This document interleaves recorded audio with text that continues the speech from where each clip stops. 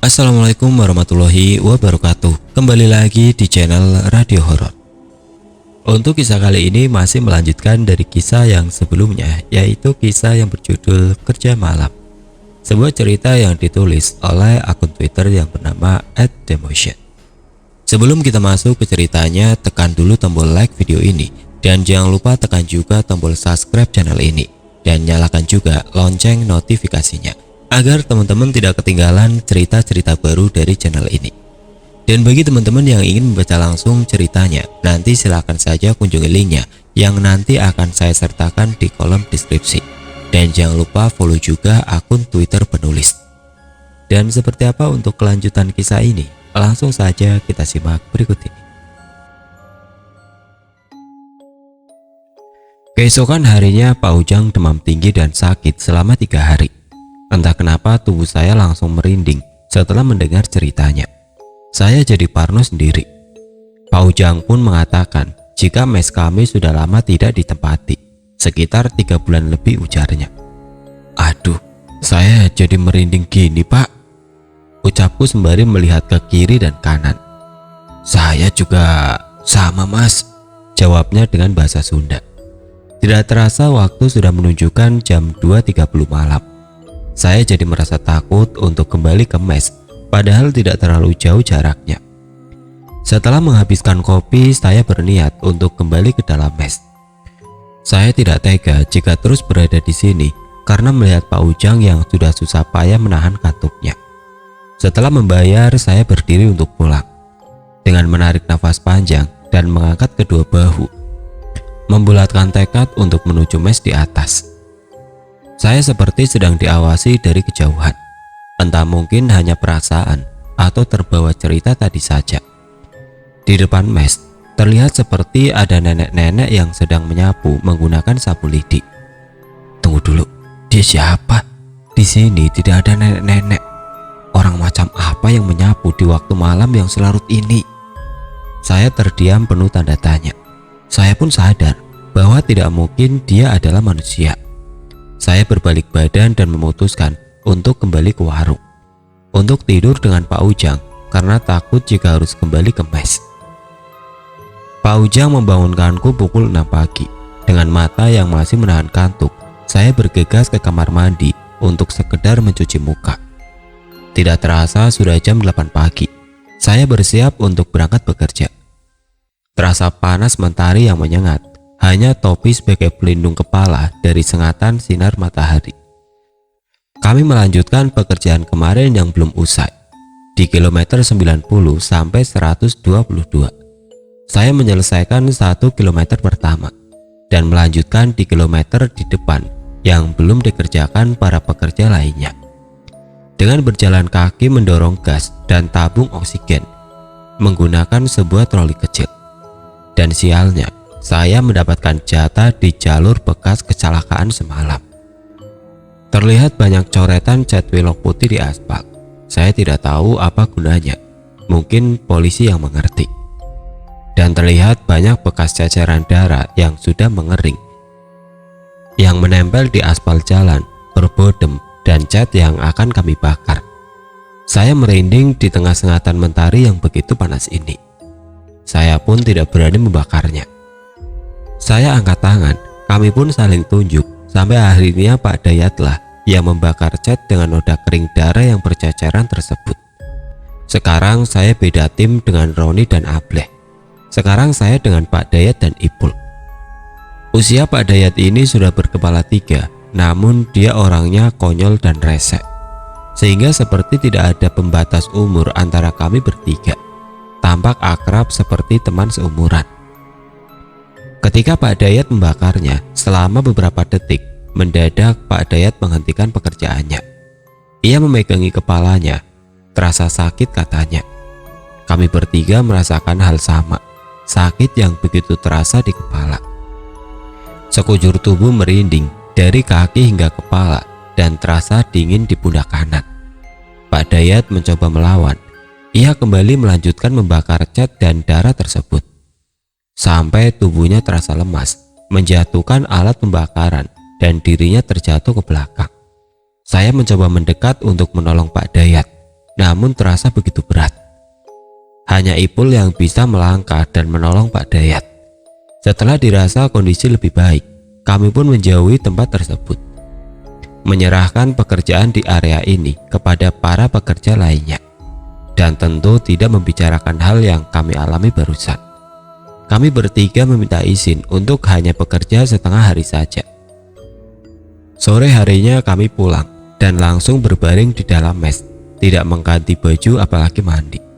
Tubuh ini terasa lemas. "Woi, mandi, jorok kalian ini," ucap Able yang baru selesai mandi.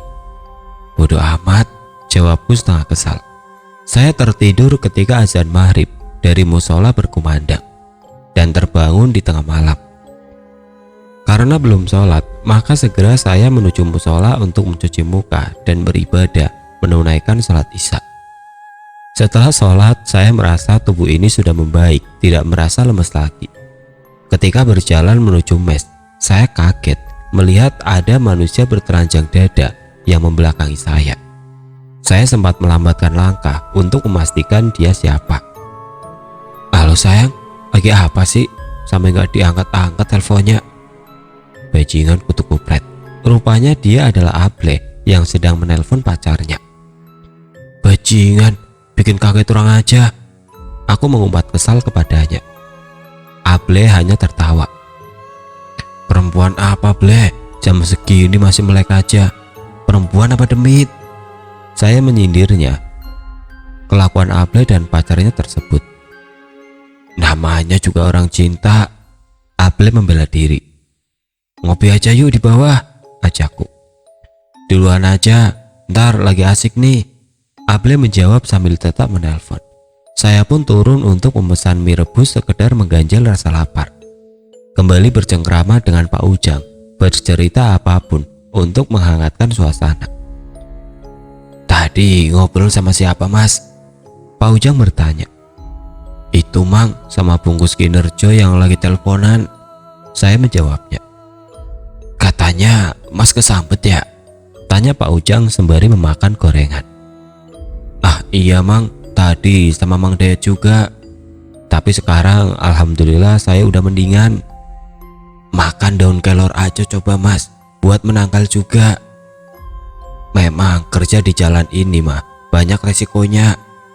Sembari meniup-niup tehnya yang masih panas, Pak Ujang menyarankan.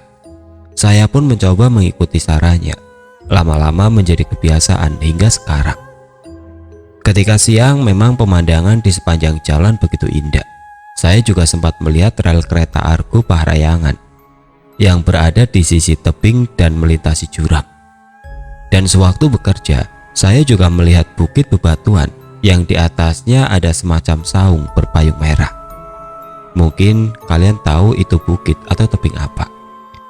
Tidak ada kejadian aneh selama kami bekerja siang hari, syukurlah. Minggu berganti, waktu terus melaju hingga hanya menyisakan waktu beberapa hari lagi kami di sini. Terasa suasana kekeluargaan begitu terasa semenjak di sini. Susah senang kami lewati. Tidak jarang ketika siang kami mencuri beberapa singkong dan ubi untuk dibakar pada malam harinya. Mencari buah di hutan dan yang lainnya sekedar untuk semakin mengakrabkan diri. Pekerjaan tinggal hanya di samping gerbang tol Jatiluhur dan Sadang Purwakarta. Begitu semangat kami menyelesaikannya karena pertanda tugas kami di sini akan segera berakhir sampai saat yang tidak diinginkan terjadi. Ya, tinggal beberapa hari lagi kami bekerja. Namun naas, mobil yang kami tumpangi ditabrak dari arah belakang oleh truk besar yang mengakibatkan mobil kami oleng dengan bagian depan ringsek menabrak pembatas jalan. Ableh kembali menjadi korban, tubuhnya terpental beberapa meter, mengakibatkan luka di bagian kepala dan tubuhnya. Sementara saya tidak berada di mobil pada saat kejadian tersebut karena sedang pergi ke warung yang ada di desa samping pintu keluar tol. Able dan 5 orang lainnya segera dibawa menuju rumah sakit terdekat untuk mendapat perawatan, dibantu oleh mobil seorang warga desa. Setelah 3 hari pekerjaan kami selesai dengan sedikit kerjaan tambahan. Saya dan yang lain pun menjenguk Able yang kondisinya sudah lebih baik. Kondisinya belum terlalu sembuh, namun Able memaksakan untuk pulang saja ke kampung halaman ditemani Roni adiknya. Hanya tinggal saya sendirian yang berasal dari kampung yang sama. Karena para pekerja lainnya berasal dari daerah yang berbeda dengan saya. Kami kembali ke Jakarta karena pekerjaan di sini memang sudah selesai. Mandor meliburkan kami semua selama 1 minggu lamanya. Kini hanya tinggal beberapa orang di rumah kontrak yang kami tempati di Jakarta. Awalnya saya tidak ada keinginan untuk pulang dan memilih untuk tetap bertahan. Namun, ketika para pekerja lainnya bersiap pulang semua, saya pun akhirnya ingin ikut pulang dengan mereka. Sehari sebelum kepulangan, saya diajak Pak Anton untuk menikmati malam di warung samping kantor kami. Ketika sedang mengobrol, membicarakan banyak hal, terlihat mobil patroli jalan sedang menyesuaikan parkirnya. Pengemudi tersebut turun dan itu adalah Pak Rian. Ia segera masuk ke dalam kantor dan akhirnya keluar tidak lama kemudian. Pak Rian menghampiri kami yang sedang menikmati jajanan dan segelas kopi. Ia segera duduk di samping Pak Anton, bertanya kabar kepada kami. Setelah berbahasa basi, Pak Rian mengutarakan niatnya. Saya ini Pak, lagi nyari teman untuk menemani saya patroli malam. Karena teman saya yang biasanya itu sudah resign 2 hari lalu. Kira-kira Pak Anton mau nggak kerja bareng saya? Tenang saja, nggak berat kok. Cuma keliling tol aja, patroli jalan gitu Pak. Pak Rian berniat mengajak Pak Anton untuk bekerja bersamanya. Waduh, maaf nih Pak, saya sudah mau pulang besok. Istri saya sedang sakit, jadi saya harus pulang Pak, ujar Pak Rian. Waduh, gimana ya? Saya pusing nih Pak, kalau harus sendirian, nggak ada teman ngobrolnya. Pak Rian menghela nafas karena tawarannya tidak diterima. Kamu aja mau nggak? Tunjuk Pak Anton kepada saya. Wah, iya, gimana Mas, mau nggak? Kini Pak Rian mengalihkan pandangannya ke arah saya. Sambil memakan gorengan, saya berpikir untuk menerimanya atau tidak. Saya pun memutuskan untuk menerima tawaran Pak Rian. Ya udah Mas, minta nomornya saja, nanti saya hubungi. Siapin aja KTP-nya ya, saya mau pulang dulu ke kontrakan istri saya. Selang beberapa lama, beliau pun pergi meninggalkan saya dan Pak Anton. Rezeki memang tidak pernah terduga datangnya dari mana. Sekarang saya akan memulai pekerjaan baru. Berbanding terbalik ketika saya masih berada di Bekasi. Sudah puluhan lamaran saya kirimkan, namun tidak kunjung mendapat balasan. Singkat cerita, saya sudah bekerja bersama Pak Rian. Dengan pekerjaan berbeda, orang yang berbeda, dan kantor yang berbeda. Karena ini adalah kantor cabang dari kantor lama saya di Jakarta. Sialnya saya harus kembali bekerja pada malam hari di jalan tol Jagorawi. Entah kenapa saya merindukan teman-teman dulu ketika melihat ada pekerjaan proyek di jalur yang kami lewati. Dan saya pun merindukan jalur tol Cipularang yang dulu saya takuti. Entah memang aneh, tapi saya rindu suasananya. Ternyata Pak Rian dulunya berpatroli di Cipularang, namun dimutasi ke tol ini karena kekurangan personil. 2 minggu berlalu, saya sangat menikmati pekerjaan ini karena memang lebih mudah dan ringan. Tidak ada kejadian yang aneh selama saya berpatroli di tol ini. Hanya sekedar membantu mobil yang mogok atau yang mengalami musibah. Semua nampak normal, tidak ada gangguan dari mereka yang tidak kasat mata. Ketika sedang beristirahat di rest area, saya menelpon Able untuk menanyakan kondisinya. Syukurlah, Able sudah pulih sepenuhnya. Sekarang ia malah sedang memanen padi orang tuanya di desa.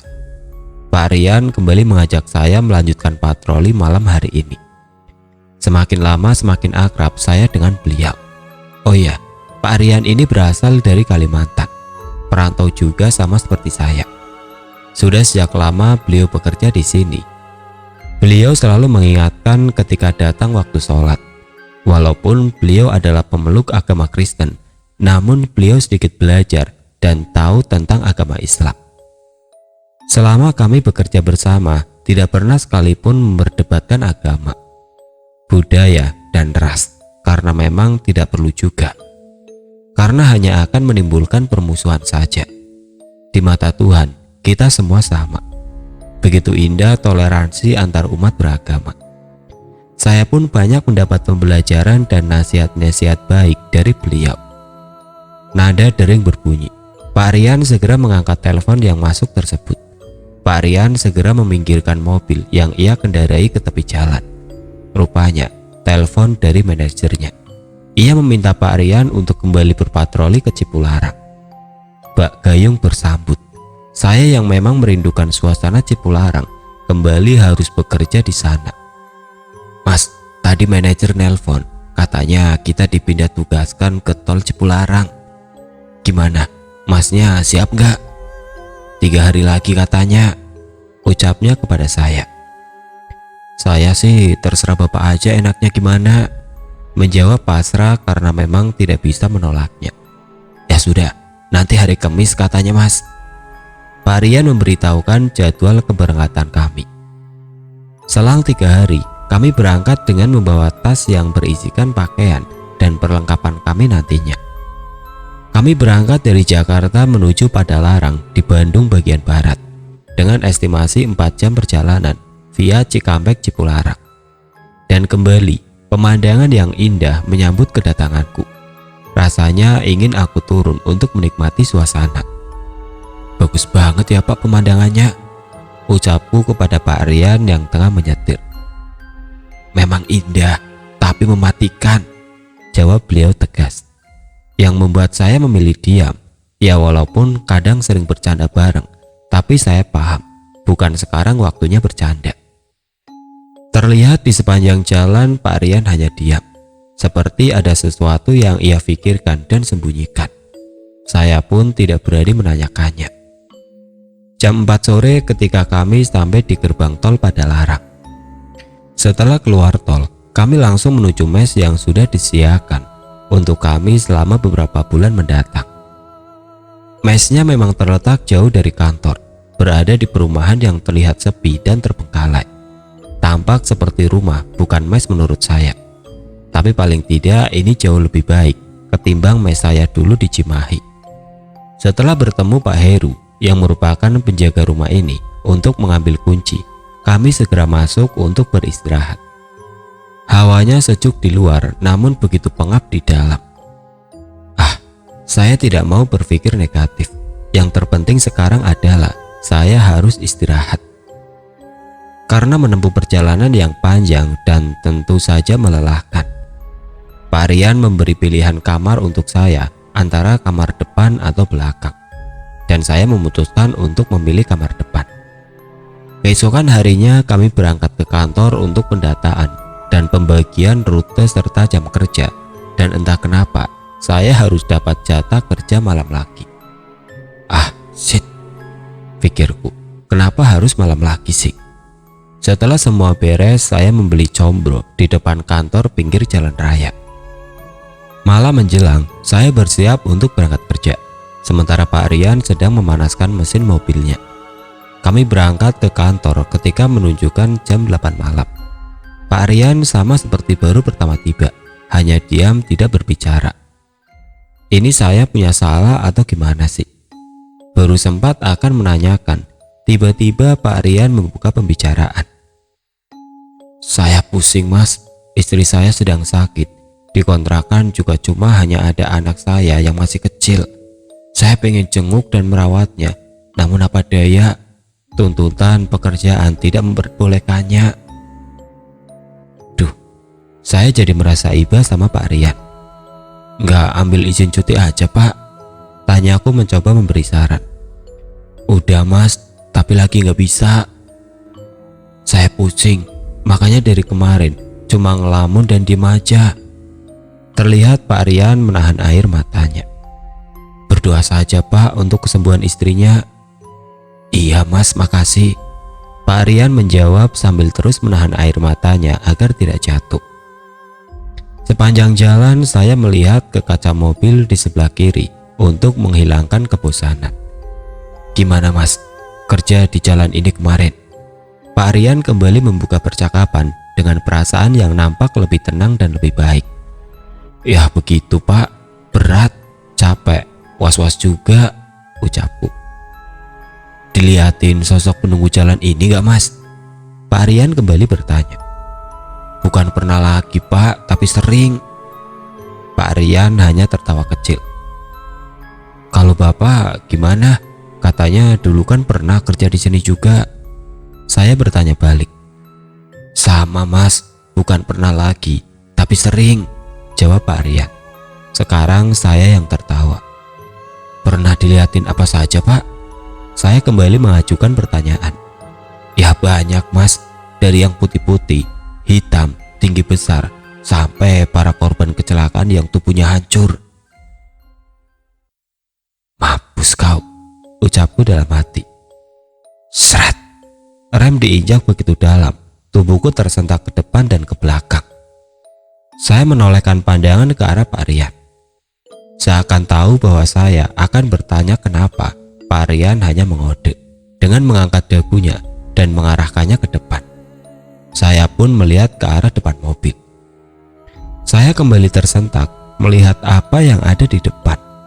Terlihat kain putih yang menjuntai begitu panjang, melayang beberapa jengkal dari jalan aspal.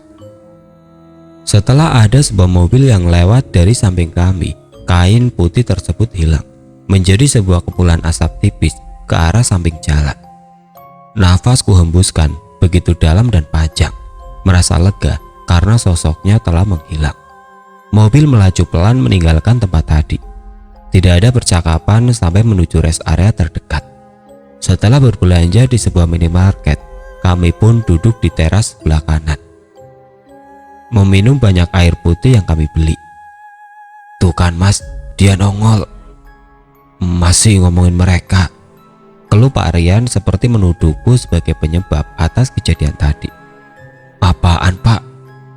Bapak yang mulai. Saya tentu mengelak tuduhannya. Padahal saya sama Mas ini udah lama kerja di sini, tapi masih aja ditakut-takutin. Pak Rian mengalihkan pembicaraan. Ah, mungkin ini penyambutan Pak, jawabku singkat. Setelah cukup beristirahat, kami pun kembali melanjutkan pekerjaan. Tidak ada yang aneh di malam pertama ini. Kami pulang pukul 4 pagi. Setelah absen di kantor, kami segera menuju mes rumah kami. Tak lupa membeli makanan di pinggir jalan. Setelah makan dan ngobrol ngalor ngidul, tidak karuan, kami pun tidur jam 6 pagi. Seharian saya cuma tidur di sebuah kamar yang tidak begitu luas, beralaskan kasur lantai yang tipis sebagai bantalan pemisah tubuh dan lantai. Kembali terbangun pada jam 5 sore hari. Setelah mencuci muka, saya keluar mencari makanan. Tidak terasa hampir maghrib saya baru kembali ke mes ini. Lampu depan nampak mati. Ini Pak Rian lupa nggak ngidupin lampu atau gimana sih? Saya pun masuk untuk menghidupkannya. Berjalan ke arah dapur belakang untuk mengambil minum di dispenser. Terdengar suara gemercik air di kamar mandi. Ah, mungkin Pak Rian, pikirku. Tapi tiba-tiba Pak Rian baru keluar dari kamarnya. Loh, kok? Saya kaget tentunya. Lantas siapa yang ada di kamar mandi? Tentu tidak ada orang lain selain kami berdua di rumah ini. Pak Rian berjalan ke arah dispenser untuk mengambil air di gelas. Wajahnya nampak datar dan pucat. Pak, itu siapa? Saya menanyakan sambil menunjuk ke arah kamar mandi, yang masih terdengar suara air seperti orang yang sedang mandi. Pak Rian masih tidak menjawab dan berlalu kembali menuju kamarnya. Sesaat akan membuka pintu kamar, Pak Rian berbicara dengan nada pelan. Hati-hati setan Mas. Saya bergidik dan merinding seketika. Dan suara dari dalam kamar mandi tidak terdengar. Saya segera mengambil air yang sudah terisi di dalam gelas. Namun ketika akan pergi dari dapur, tiba-tiba pintu kamar mandi terbuka. Rupanya Pak Rian yang sedari tadi mandi. Terlihat dia masih memakai handuk ketika keluar dari kamar mandi. Loh, saya kembali kaget. Ini yang benar yang mana? Ngobrol sama siapa Mas? Tanya Pak Rian sambil menginjak keset di kakinya. Anu Pak, anu. Saya bingung, shock, tidak tahu harus menjawab apa. Nggak apa-apa Pak, saya mau makan di luar rumah aja, ucapku berlalu menuju depan rumah. Bodoh amat, yang penting sekarang makan dulu, pikirku. Waktu sudah berganti, menunjukkan pukul 8 malam. Saya bersiap untuk berangkat bekerja. Perihal yang ganjil tadi, saya simpan sendiri. Tidak ingin membuat cemas Pak Rian dan diri saya sendiri. Setelah absen, kami berangkat patroli seperti biasa. Suasana nampak tenang, tidak ada obrolan dari kami berdua. Entahlah malam ini jalanan begitu sepi. Mobil yang lewat seperti bisa dihitung dengan jari. Sepi banget ya Pak. Aku mulai membuka pembicaraan. Iya Mas, nggak tahu kenapa. Kalau malam Jumat gini ya sepi, ujar Pak Rian sambil memegang setir kemudi. Lah, saya baru ingat kalau ini malam Jumat Pak. Lah kemana aja Mas? Jawab Pak Rian sedikit bergurau. Lampu menyoroti kilometer 93 saat Pak Rian menepikan kendaraannya. Rupanya beliau kebelet buang air kecil. Saya hanya menunggu sembari memainkan gawai untuk memberi kabar kepada teman ataupun pasangan. Gebrak, pintu ditutup dengan keras. Pak Rian masuk dengan ekspresi wajah yang datar, hanya diam, tidak berkata apapun. Tercium bau kentut yang teramat busuk ketika beliau masuk. Bau busuk kentut yang memenuhi isi dalam mobil ini. Belum bau busuk menghilang, sekarang bau sangit menyeruak. Ini orang tua kurang ajar, kentut gak permisi. Habis makan apa sih? Ampe busuk banget gini. Saya meracau dalam hati. Saya membuka kaca samping mobil untuk menghirup udara segar karena bau yang amat sangat memenuhi ruangan kemudi ini. Udara di luar begitu sejuk. Saya menghisap dalam udara malam ini. Brak, pintu mobil sebelah kanan kembali dibanting. Mas, bau banget kentutnya. Habis makan apa sih? Tanya Pak Rian memprotes. Lah, bukannya Bapak yang kentut pas dari tadi masuk? Saya menyangkal tuduhannya. Apaan? Orang saya baru aja masuk Mas. Dek, saya terdiam, bingung. Tanda tanya memenuhi isi kepala.